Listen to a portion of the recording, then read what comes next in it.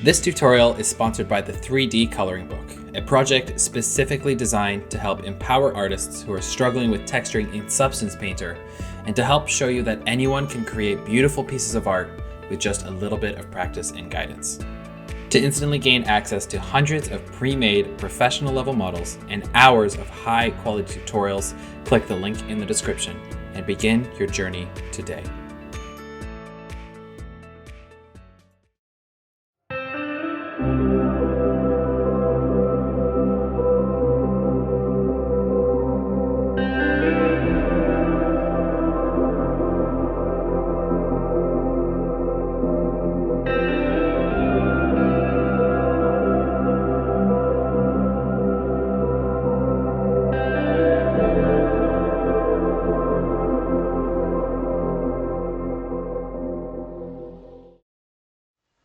Hey guys, my name is Leo Lee, concept artist from China, currently working at the Ubisoft Toronto for over 5 years.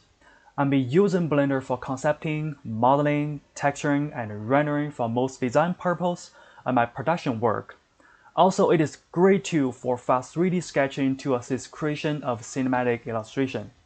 In this video, I want to show you how did I create this stylized PlayStation game shop within Blender from scratch to finish. Due to time limitation, I won't be able to show you every single step of the whole creation process, but I will gather all key phases as much as possible. Also some tips I feel helpful for making design in 3D perspective. So to start off, I want to show you my mood board for this concept. I did 2 iterations sketches, as you see the top one. Compared to the second one, there's a little different in the front view. There's a area I call the playtest part. You can put a player down there. It feels like you can playtest your game. So it's more like an L shape. It's better to put in a corner or down the edge of the game. So the second one, just a simple cube. You can put any spot in anywhere of the game. So there's no much difference. Also, you can see the whole set is combined by so many devices like ATM machine, like advertisement board, and in the front desk, it's more like a futuristic front desk. Feels it's like on the street, the booth selling newspaper, that kind of feeling. On the back, you can see the antenna. Down the antenna is a big fan, more like a computer tower to cooling the heat. So it feels more electronic, that kind of feeling. And you check other different references I found. It's basically line up the same design language, kind of dirty, post-apocalyptic, that kind of feeling. No clean shapes. I found a bunch of cool sketches from the amazing concept artist Shane Lam. For the project Start Citizen. This is really cool, so I inspired a lot from this, and as well as this screenshot from Borderlands 3. It's really great game, I really love it. And this kind of post-apocalyptic style, you can see is really functional, like the speaker. So once you go into this area, it really feels like the voice came out from the speaker. So it's pure functional design. I really like it. And some graffiti down top. It's kind of really grab people's eyes that much. And some spiky shapes push the style to more Mad Max, that kind of feeling. So this is basically my direction for this game shot. And you can see some devices I found from the Star Citizen. It's really simple and dirty sketches, more like newspaper booths, air conditioned stuff. It's a little bit more like a cyberpunk, that kind of feeling. Antenna with multiple plates receive signal better. And also you can see I drop in some crazy electro board or plate to show off the dirty place, that kind of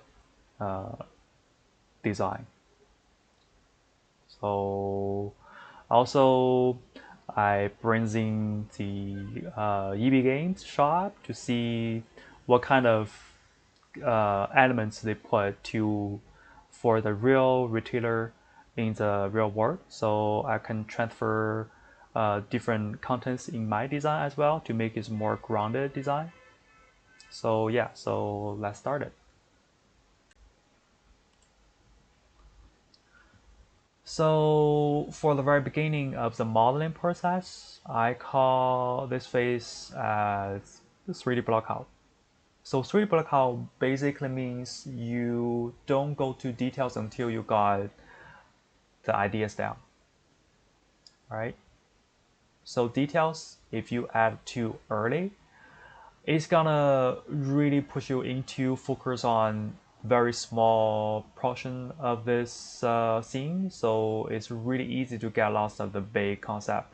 So I never go to detail until all the proportion is correct.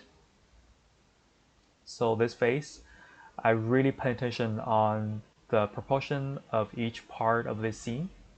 As you see here, since this tutorial is for beginners, so I never use some fancy modeling skills like using different add-ons to speed up my creating process. For here, I just using very traditional modeling process like play with vertex, lines, and faces. Like down here you see, I can select a face in the animal and press E to push it in.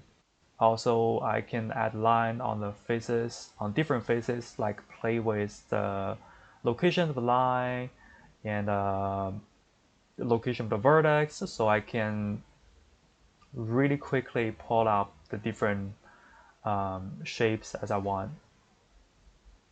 So in here, it's just like starting from the basic shop, and we call this the roof on the top. So pay attention on the thickness of the roof and the thickness of the wall of the shop. I do stay at this stage for a little bit longer until everything plays me really good. So as you see here, I made a mistake on the roof area. It feels like it's like a two face is not parallel. It looks weird, tilts a little bit. So I gonna fix that later really quickly. As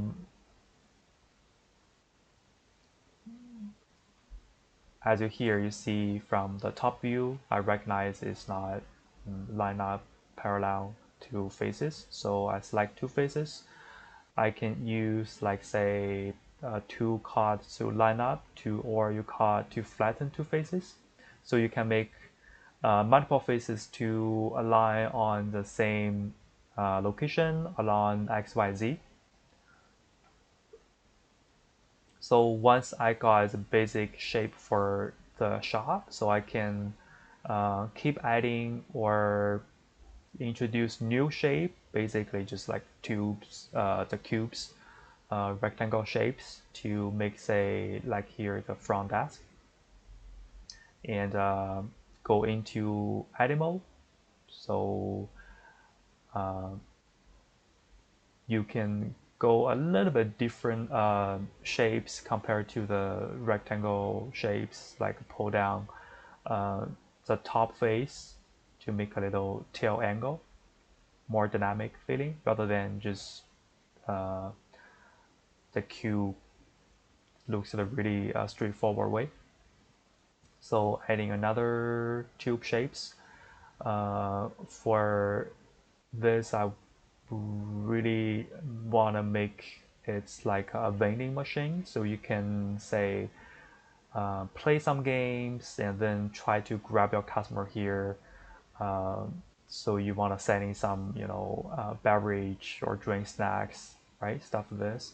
So down here I adding like kind of a bar here. It's basically stand for the measurement of the humor of the human body. Also, you can see in the game like a player, right? So this is really important when you do environment concept design, you really want to know how big your object is compared to the real person. I mean, the real player in the game. So I usually put a human proportion besides my any design in this scene. Okay. So yeah, for this first 2 hours, you're gonna see I'm playing with all the very simple shapes, and I'm gonna do a quick time slap down here. I'll jump to the final scene. You will see something like this. Here we go. So I basically repeated the same modeling technique, no fancy technique, just like very simple one, as I showed before. Um, and yeah, I achieved something like this. I basically know what kind of devices or what kind of props I want to combine in this game shot. So everything basically down there, and keep it separated so I can model each part separately. And down here, you can say I pay a lot of attention on the right side. I call it this visual language, so I can use different line or by different shapes, by the negative shapes, so I can guide viewers the visual path to go around by this design. So it's not very boring for the visual path. So down here, I try to use like say positive shape and negative shape, especially on the right side, to create that kind of visual path to make the viewer keep their eyes on my design for a while, and then they can find something interesting, or they can stay their focal point down somewhere, right? So this is really important, especially you do some design or you draw some painting. So the visual path is also creating by different line work or by different shapes. Basically, the shapes, if you only see the silhouette, is just like a line work, right? So different line work combined together is creating the different line overlap so that it causes different focal point down different area, so that your eyes gonna be really very easily to attracted by those lines. So this is why I use this theory to keep viewers' eyes on different area I want they to look at. So right now I'm modeling some kind of detail part for digital screen. Also no fancy modeling skills, just usually insert different faces by pressing I, and you can see many faces overlaid together, so you can creating some tiny tiny gap in between faces, so they create very nice the gaps. Also you see the stripes. And I introduce like some new shapes on the side to make a little bit of balance, to make the shape a little bit more interesting, rather than just like symmetrical square shape looks like kind of boring. So down here I finished just one screen so that I can duplicate or play around with different angle, size. I here pay attention to the size of a screen to match the real human scale. And this is why I put the screen usually a little bit higher. It's basically to show off different news, something when you buy stuff, so you can look up, check some news, and duplicate into different screens so that it's not just a single huge one on the top. If you see on the top one, it's not screen, but just like advertisement board to compare to that huge one, I make some similar shape, I mean rectangle shape, but duplicate into very small shapes. So it's creating really nice contrast compared to the big one on the top. And yeah, I just play with the contrast down here. So for the screen, I don't want to make all the very slim style, so I try to make the very old traditional huge thickness screen as we use like 10 years or 20 years ago, so that to keep that kind of traditional sci-fi style instead of too much futuristic elements. Yeah, so this is basically what I'm aiming before I go into crazy detail modeling. So at this phase, as you can see, still no much crazy details. Otherwise, it's gonna be very easy to make my eyes focus on only details rather than lost the big proportion. So yeah, so I call this the first stage, like 3D blockout. I really recommend anybody do modeling. Stay a little bit longer at this stage until you find the best proportion, and you can move on the next stage to go details of each props. As we say, the second stage after this one.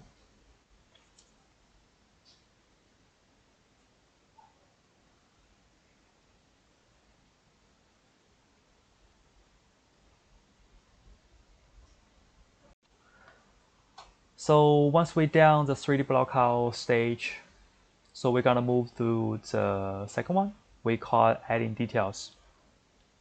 So in here, I'm using a really cool tool called Grease Pencil.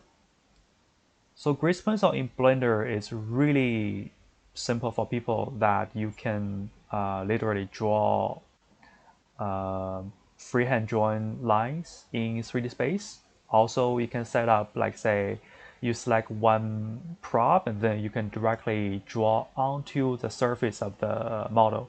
So I really enjoy this. So in here, you can say, once I go into the draw mode, so I can select a pen and switch to the surface mode, so I can draw literally on the surface of the model.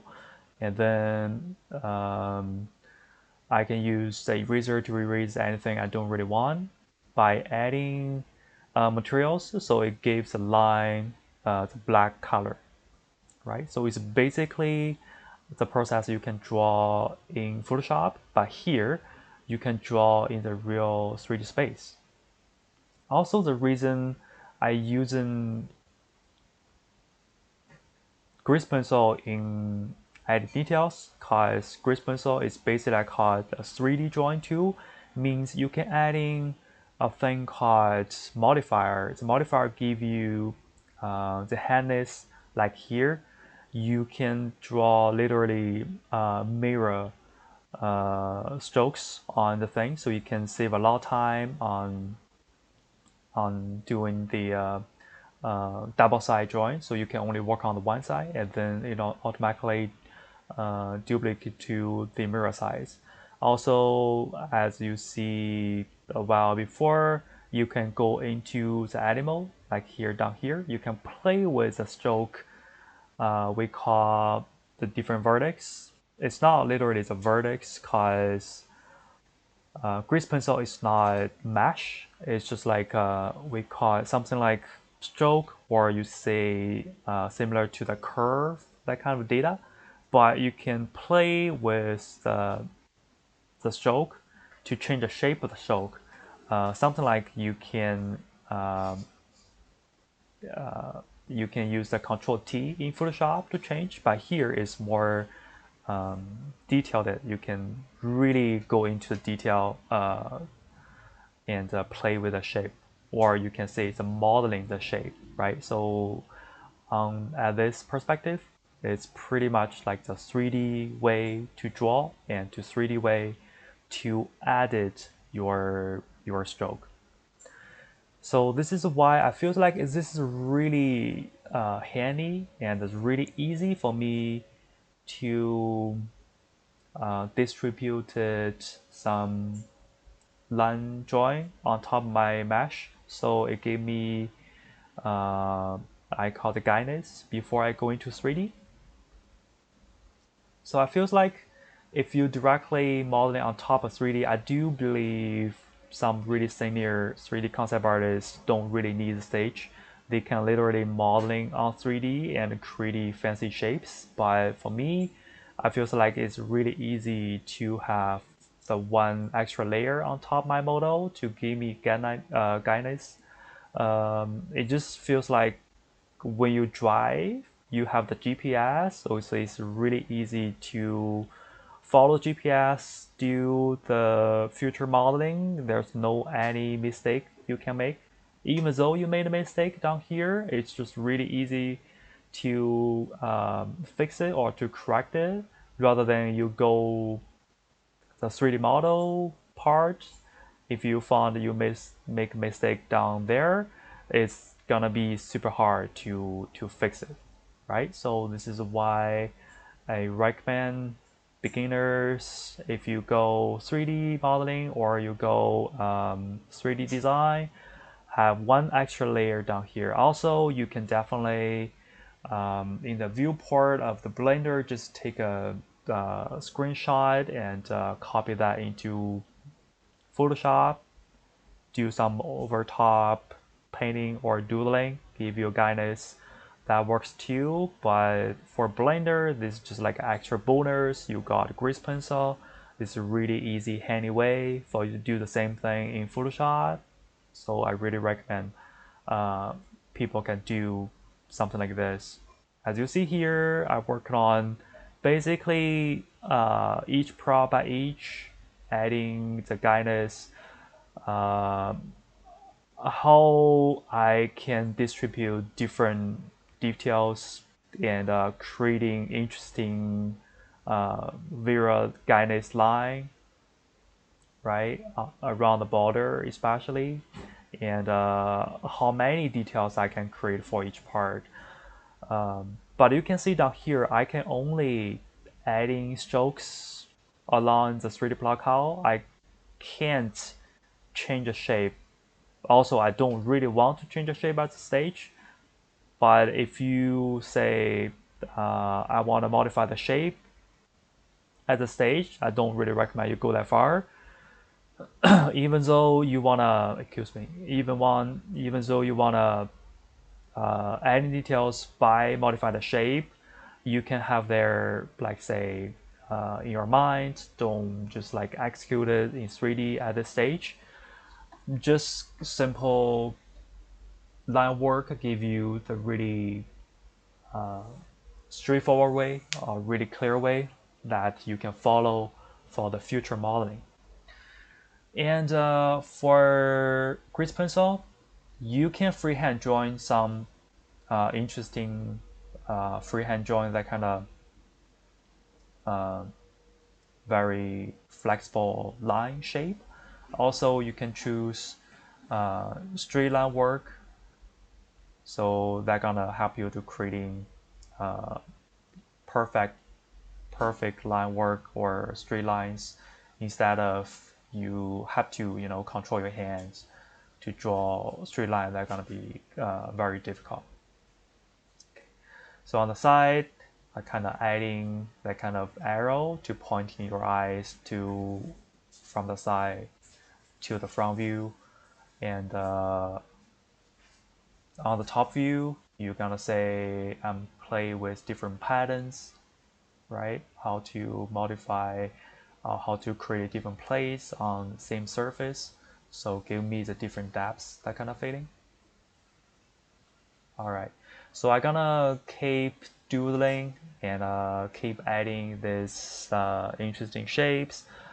As you see on the top, I don't really want to turn the mirror modifier all the way down to the finish. So for some part, I need mirror modifier, but for some part I don't really need the mirror modifier, so I create another layers, turn off the mirror modifier to create the off symmetrical patterns. So yeah, when I on the next an hour or two, so I keep adding some details until I got this kind of complexity. I feels like I'm pretty confident to move on to adding 3D on top of this very rough, dirty line work sketches and give me a rough idea which way I'm gonna go and how do I achieve to the final 3D concepting in this based on this 3D blockout stage. So yeah, so this is my second stage, doodling on top your 3D blockout by using Grease Pencil tool.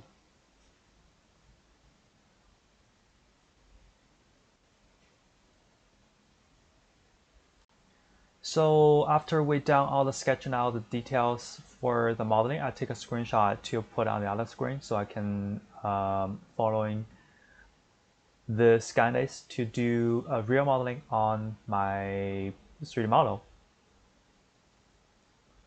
So as you see here, I won't use too complex modeling technique. It's very similar to previous 3D blockout stage, but I'm just using a little bit higher technique, like say here you select edge and the Control B bevel, select a face insert and push lane stuff. So there's no much fancy. In here, I want to introduce one add-on to make some messy tubes. So in here, you're gonna enable the add-on called Pipe Nightmare. So once you enable this, and you can select it from Shift A.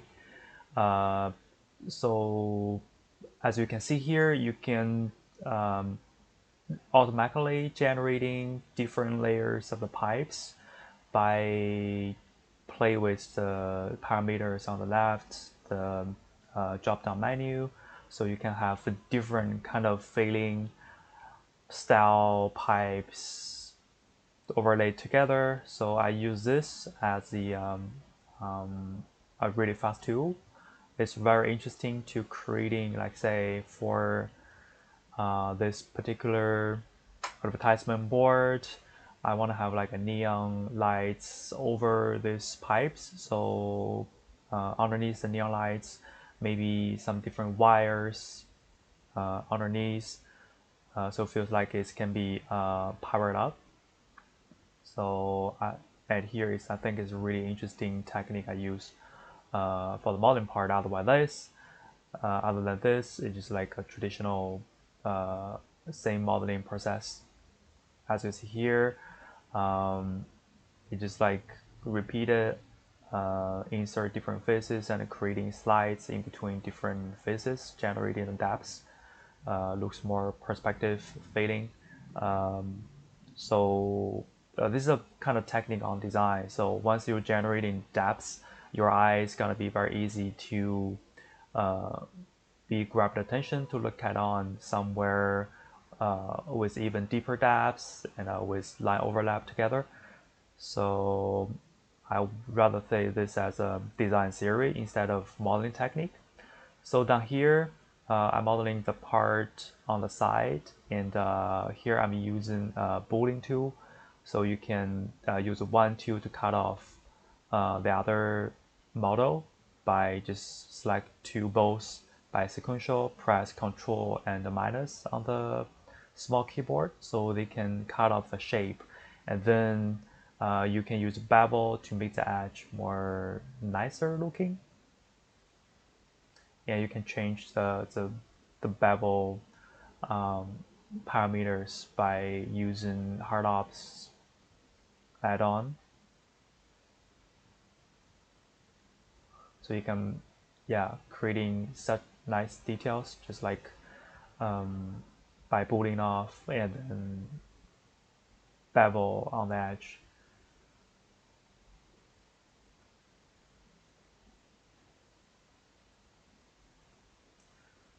So by creating this, you can make a mirror. So from the left to the right, so once you work on only one side, the detail. So right now I'm using the a function called symmetries. You can go into the edit mode of each object, and then based on the origin dots where it is, make it the middle. So symmetries can make your model do a mirror symmetry, that kind of execution based on where the original dot is. So original dot usually at the reference dot to do the symmetrical copy. So I really enjoy this much. Also, I use a bunch of like say very basic tool like the one on the left. You can select it and make the faces shifting, but also keep the parallel. So I use this also with simple modifier like array. So you can array one object based on like say currently based on the z axis. Also, you can add another array on like based on say x-axis. So you got like a two array to modify or to duplicate just simple tiny details, and use this as a Boolean tool to cut off the big advertisement board. So they're creating a nice cutting tiny detail structure down there.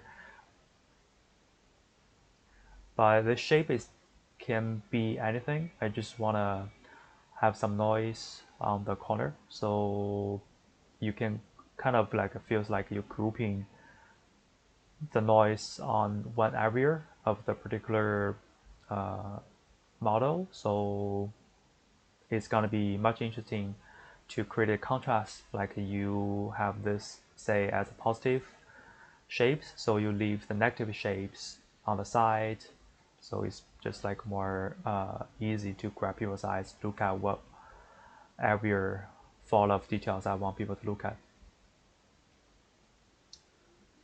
So same thing now here, I'm using creating another model and then use as the tool to cut off the other two by the Boolean modifier.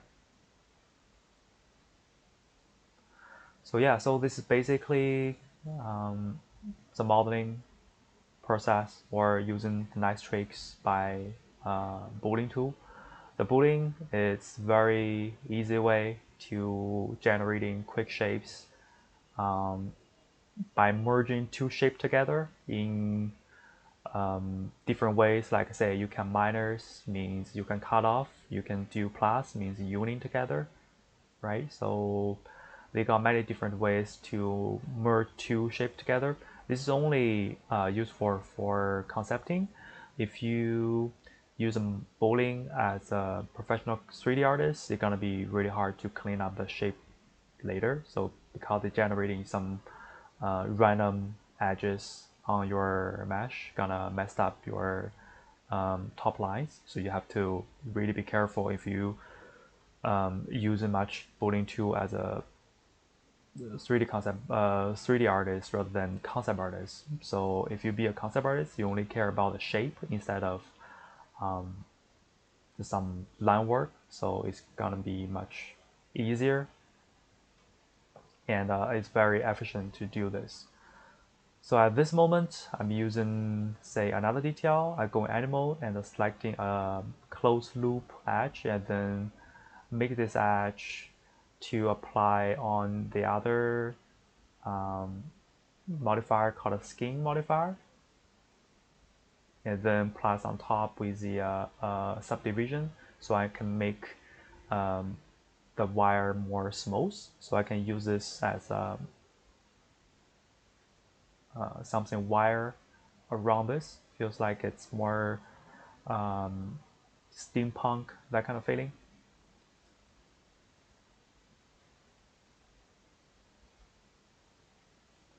Also, I want to make this edge instead of like very straightforward, so I subdivide this edge by adding a bunch of vertex. So I can, by pressing O, O is like you can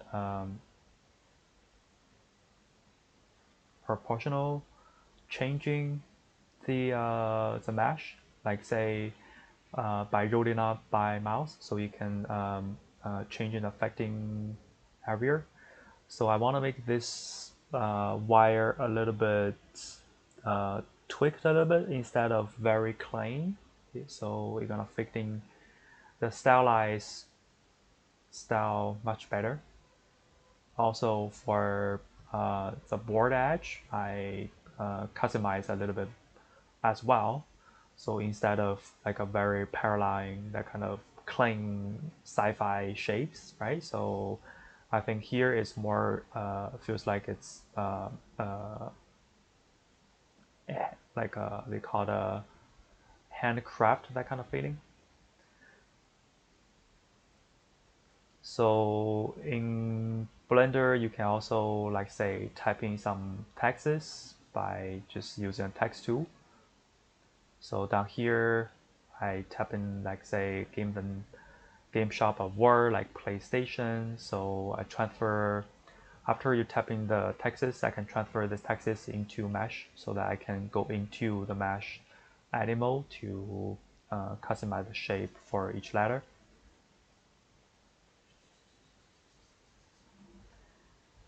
And also this tool is very interesting, like say down here you can very fast to push your letter, I mean the shape, into more stylized or cartoonish version. So that is really interesting way to customize this. Also you can change the leaning angle of it. So also I don't want to make all the letters looks like all installed really well. I want to make like say some letters maybe almost about falling off. And so I just like manually change the location, make some letters dropped off a little bit more.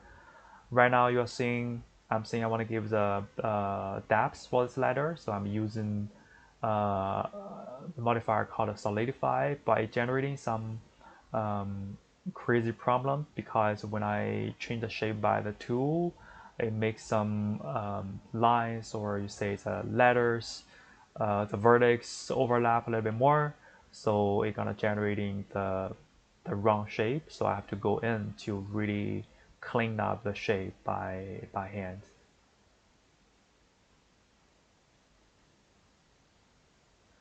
So give more depth. So I copied out the boundary loop of each letter, so I can, based on the boundary loop, give the another possibility to give wires around this. Also here I'm using the other function called merge by distance. So you can change the distance by adjusting the number. So all the letters, all the vertex is gonna be automatically merged together based on like say smaller than the distance I set it. So this way it's gonna be manually clean out the vertex. I'm gonna remove some like say repeated vertex, or some vertex are very close instead of have two, so I rather have one. So I did some cleanup, and then after everything's done, so I'm using say I tried different modifiers, like one is called skin modifier, the other one called a wire modifier, but it seems not working that much good. So I try to once again to clean up the vertex. I think all the vertex are not really line up or really correctly be the mesh. So I rather manually to give a extrude by myself and then give a solidify based on this. And then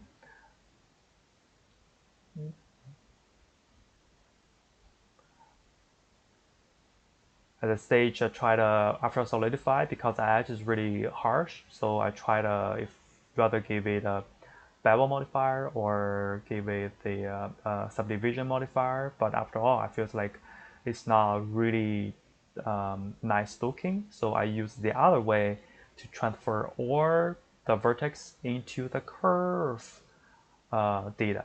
So the curve data is different from the mesh as I mentioned before, right? So the curve data, once a curve generated, so I can use, go into they call it curve tab, and under the bevel, I can change the depth to give the thickness for the curve. Also, I can right click to change, like say, smooth of the curve. So I think this is really another really interesting tips I can share. So sometimes when you have the mesh, which looks like a really hard to model or really hard to clean up, so you can definitely change the mesh data into curve data, especially on this particular situation. You want to do that kind of wire, because I tested some mesh 2 plus modifier. It didn't work really well, so finally I transfer the mesh into curve and made a really nice curve wires on top of the ditch ladders. So this is really interesting. So after I down the ladders, the other tool I really use a lot is the knife tool by pressing K. So once you're selecting each faces, you can very easily to cut off one shape and then say you bevel vertex by pressing Ctrl Shift B, and then you can generate different areas and you can push it in or pull it out to generate the depths. And you can say somewhere with like overlap too much. So once you push it in, some very tiny face is gonna have the problem, so you have to manually fix it. Right. So this is like sometimes when you do modeling, you're gonna meet some very tiny problems. If you leave it there, it's gonna affecting the later modeling process. So if every step you have to really pay attention on this, but you don't have to really clean up each step, because as I mentioned before, we are not 3D artists, we are concept artists. So once you're generating the ideal shape, instead of you have like a so messy line, try your best to keep your mesh clean so that you can move along very easily by generating different or cut off different shapes down here. So by cutting shapes, I have, say down here, we call some design theory, like follow the big, medium, small, so that you can give a really nice cut. It looks like a graphic design, that kind of cut off. So there's no much like say really functional parts you have to follow to push or something. But down here, it's just like I gave random face distribution, and by adding some like small shapes, medium shapes, I think this is really what concept art is gonna be aware of. So yeah, after then you can try say different bevel method to give it more nice edge.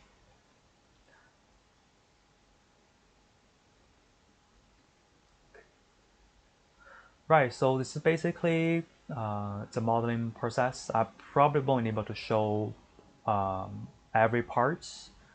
I mean, every object show in the scene. I use this the board as an example to show you how I make this modeling easier, and what kind of way I can make this modeling easier. instead of go crazy detailed professional 3D modeling, in here, as I said many times, like be seeing yourself as a concept artist, only focus on design and shape, try to make interesting shapes. Keep in mind the style you make is stylized, so don't make everything like a very clear, very straightforward. Try to manipulate the shape by your hands, so make it more interesting to look at. So for the other props design process, I basically use the same modeling method. So there's no much crazy modeling method or different add-on uses. So yeah, hope you enjoy this.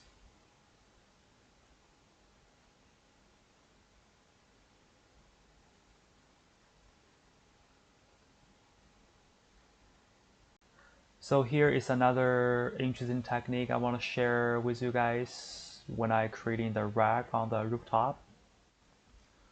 So at first I creating the big shape as usual. So I insert the lines, curve the edge to make the basic shapes out. And then I just using the knife tool as before, so creating some internal cuts.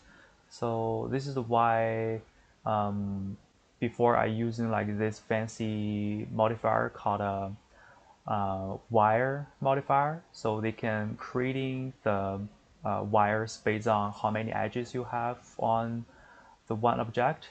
If I have the only one big object, so there's no internal edges, right? So in the once I apply the modifier, the internal edges inside the structure was really empty because there's no edges down there. So this is why I go into and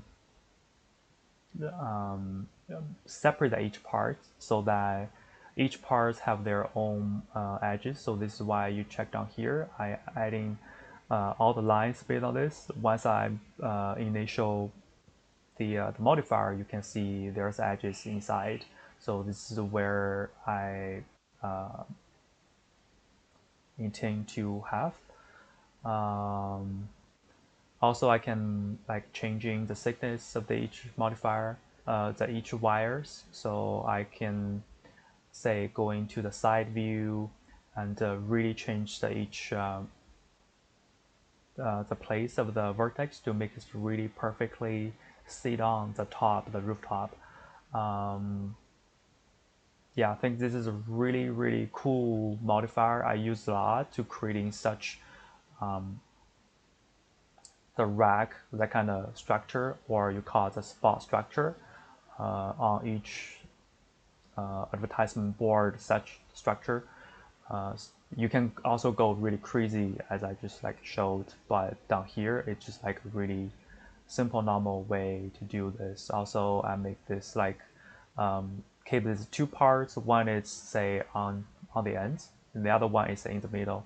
So I just based on the big board model, so I can mirror the edge part from left to right, and then by selecting the middle individual part and give say another modifier called array modifier to change to y-axis, so I can like quickly duplicate another 2, 3, 4 different racks that I want. Also plays them really well. Also, when you're creating such tiny structures, the most important thing is like you have to be really careful the thickness, because compared to the human scale, so you have to make sure that it's not really oversized or much smaller. So down here, I try to make some the shapes something interesting instead of just like duplicated the same structure all the way down. Gonna looks more boring. So in here, I make something in the middle to stand out a little bit more. So yeah, so this is a little technique I really want to share with you. So down here, I want to share another little tips by how to make your scene rich.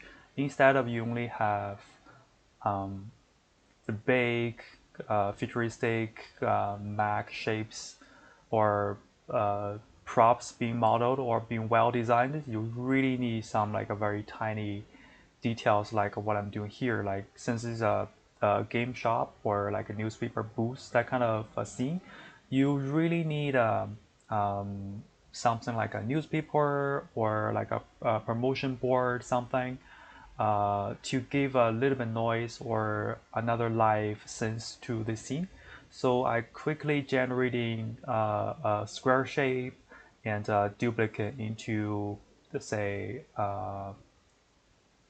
many more, and then rescale this like someone was used for like the big board, a small one, just like a make a lie down on the ground. So when I generating this, okay, down here like 2 is like a floating, so I have to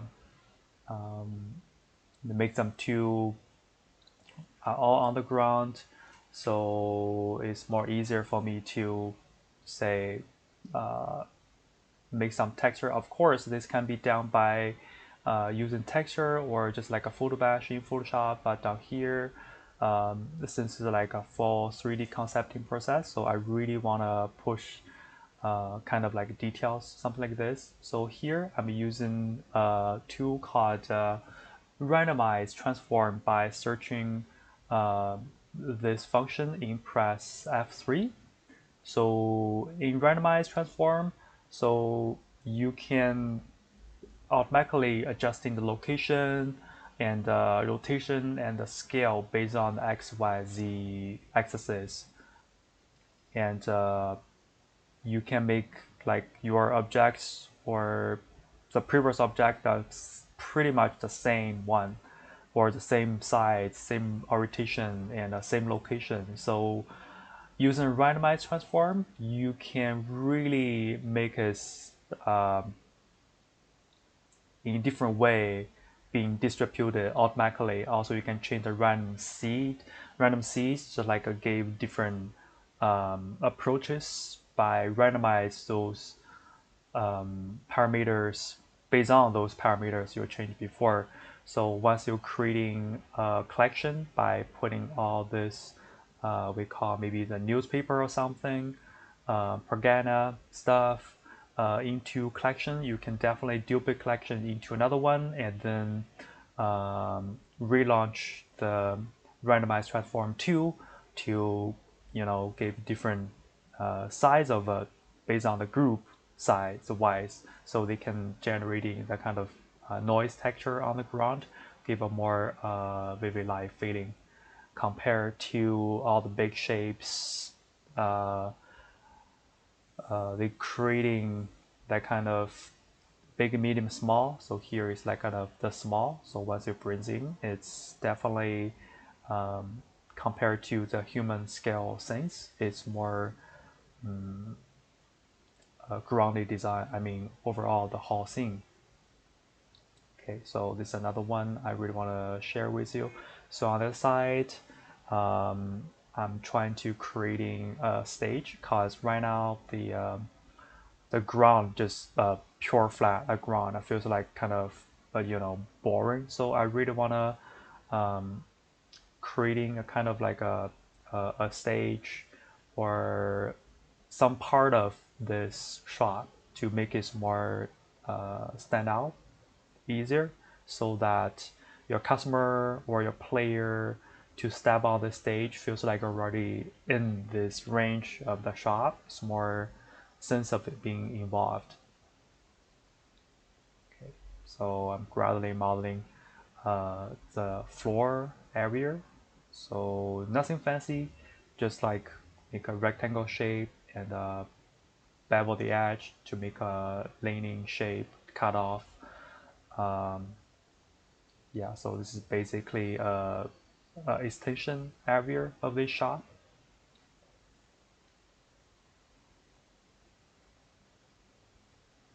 So once I put all the small papers or newspaper stuff back on this stage, gonna be looks something like this. So I usually put this around the edge that the front desk or the ATM machine or vending machine stuff connecting to the ground. So if there's nothing to cover the connection area, kind of looks like a very boring or just like a 90-degree touch. So it's gonna looks like a very stiff. So this is why I'm adding some dirty stuff around this edge area, so to make it more you can feel like it's more transaction place. So I try to grab some papers on top of the desktop, so I opening enable the automatically line up tool. So as you can see here, so the paper can be automatically rotated to follow the orientation of the surface I'm selecting too, so they can very easily to put it perfectly on top. Okay. So after then, what you need to do is just like find an interesting way to distribute this magazine or newspaper, whatever you call, in an interesting way.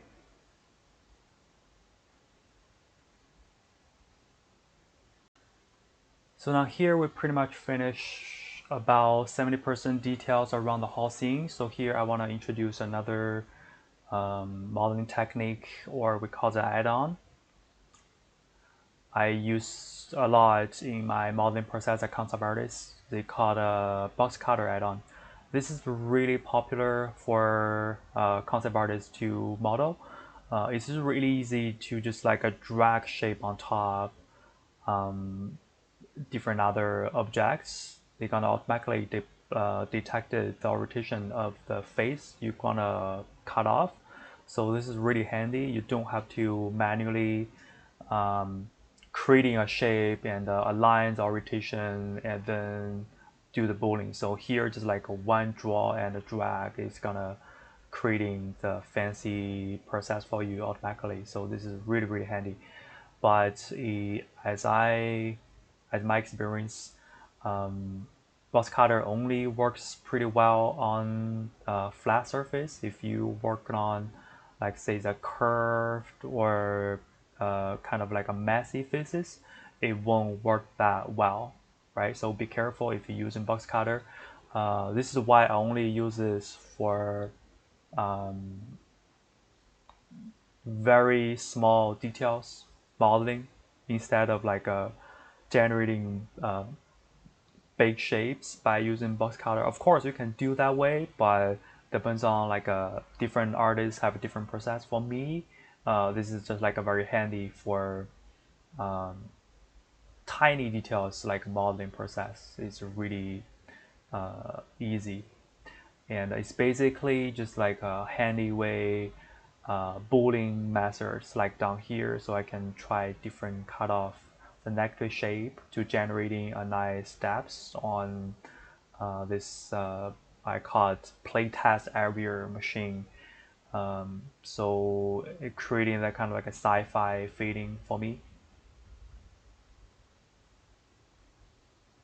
Since all the shapes you're generating by box cutter, you just like a use boolean, so definitely you can go in to the box cutter shape and I mean the animal to duplicate animal and rotate it and rescale this. Use another tool to cut off the shape on the same while on the same time. So also you can press like say T or other different mode. They have like several other modes, like a red means cut off, like say a purple means like generating a very nice the edge cutting. So like they have like say grain is like you do like a unify thing. So also by pressing the cutoff shapes, also you can automatically curve the edge into very small. Feels like you do a bevel on top of the cutting shape. So this is really handy too.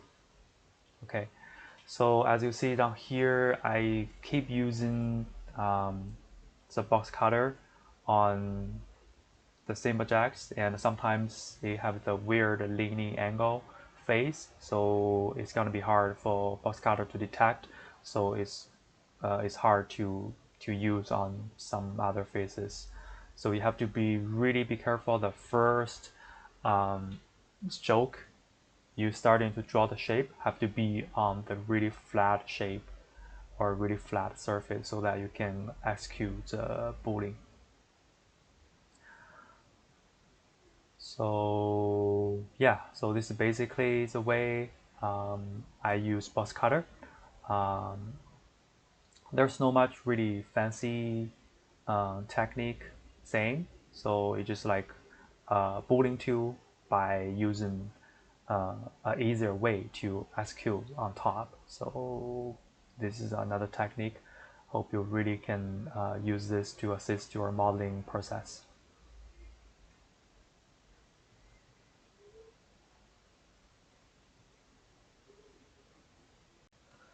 So once you've done the modeling creation part of this model, so we can definitely go into the final stage called texturing and rendering.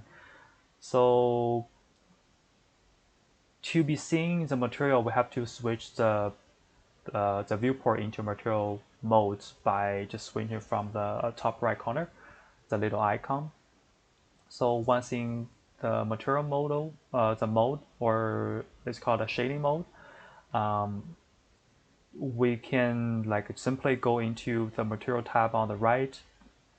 As you see, my way to give the material is just like a very simple to keep all objects in one color, like white. Because the initial idea for me, the color palette is like to keep like a black, gray, white, and then another second accent color on top. So once I gave everything white, so the next step is like right now I'm trying to have the secondary color. It's called gray color. So right now I'm deciding where I need to be all gray. So I'm selecting all the grayed area need to be all the area need to be grayed out. So right now I'm doing this. So this is kind of really the habits depends on the different artists. For me, this is the most easy way instead of we go crazy color palette from the very beginning. So I try to control the color palette at the very beginning, just keep it simple, like a very muted color, and then we introduce the accent color. I call this maybe the dominant color. So at very beginning, I thought the dominant color can be like say orange as the top loop of the rooftop. So now I preview this. So I feel like it's pretty cool. Have the white, gray, and the yellow. Um, so I gradually introduce the all the gray color until something like this. So right now, you're gonna pretty much see the whole scene was constant by 3 colors only, just like white, 4 colors, sorry, just like black, white, gray, and yellow. So now I'm gradually introduce the secondary color, or you call the accent color. It can be anything. So for me, it's easier just like to be the warm color family, right? So I try the red and the orange and the yellow. So it feels like it's the same complementary color. So on that side, I introduced like little accent color like blue, but I didn't go super fresh blue, that kind of fading. So I go like a dim down, low saturated blue, just to give more contrast on the color wise, make it just like more interesting. So there's no much crazy technique, and also for color palette wise, what I'm thinking is the dominant color, of course, the yellow. It's only the one to draw people's eyes, so have to be on the really functional area, like the shell of something, right? So the shell of the front desk, the shell of the monitor, the shell of the ad board, right? So the other area, like more industrial area, it can be called like say non-functional area. So I put all that area into gray and black and some border area, so to increase the contrast. So I use white, but I barely use white because if you put like a white everywhere, it's gonna draw people's eyes too much. So I really use the black and the white really carefully to control the contrast in between the tone. So even though right now you see it's colored, but basically it's about the value control, how to control the value.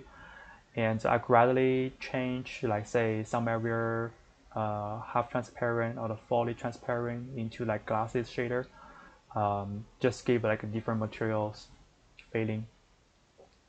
Also, how to make your scene looks better is the to combine by different material, like say same blue or the same yellow. It can be on the hue wise, it's all the yellow or all the blue, but on different reflection, right? So it can be more metallic yellow, can be more a matted yellow, right? So with different reflection, you got a lot of variety on the different materials. Also for sure down here, so I try to make the vending machine to be stand out more, cause if you change that into more same yellow with the front desk, like two main big prop in the front view, it's gonna be pops out too much, right? So I changed this guy into white and with some like funky color on top, so it feels it's more entertainment, that kind of prop to play. Also with like sci-fi, that kind of fading. So on top of the rooftop, I change some color. The original is like very light yellow into the brownish color. Otherwise, it's gonna be pops out too much at the same time. So for this tiny details, you can try the best to make all the colors or all the details into slightly variations on saturation wise and hue wise. The more you make, the more variety you're gonna have in the focal point area, so it's gonna easier to draw people's eyes to look at somewhere you really wanna pops out, right? But some area like say on the side view, even though they also have the crazy structure down there, but I didn't put too much color variations besides the front view. So the front view is definitely the most crazy area I want people to look at, and I want to draw people's attention. So I'd rather leave that, like say 8 out of 10 detail wise, and the side and the back, also the top, maybe the 4 out of 10, right? So they have the crazy, it's not crazy, but it's like just like a tiny contrast. So people definitely gonna look at something with more details and like more noise.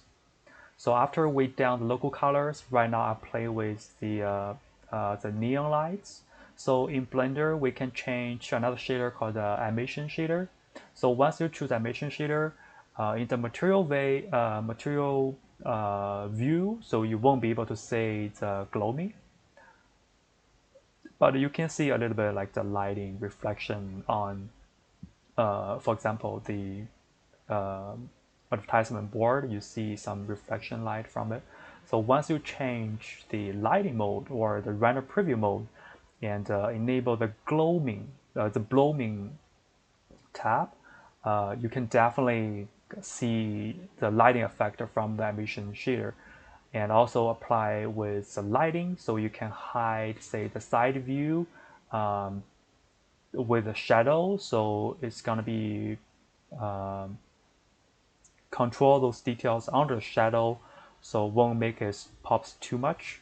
Only on the front view and the lighting area are gonna be the most interesting area, gonna pops people, gonna draw people's eyes. So I keep adding some lighting from the internal. I want people feels like this game shop, it's opening, it's not just like closed down. So I just adding some lights inside and some side lighting, make it more like sci-fi fading on the top, but control the watts, don't make it like too crazy. Also give some like a rim light, or you call it the complementary lights, and the top lighting skylights, and change everything to make it more like well lighted scene. Also you can play around with the color of the lighting. It's gonna be more interesting. So yeah, it's pretty much done. So I hope you enjoyed this tutorial, and I'll see you soon somewhere.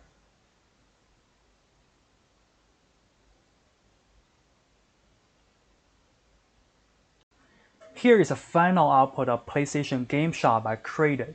I really hope you guys enjoyed it. I learned something useful by using Blender to do concept design and digital art. If you like it, please subscribe to Stylized Station for not missing other great tutorials.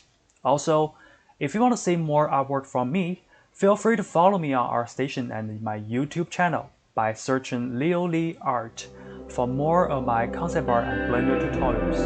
Peace.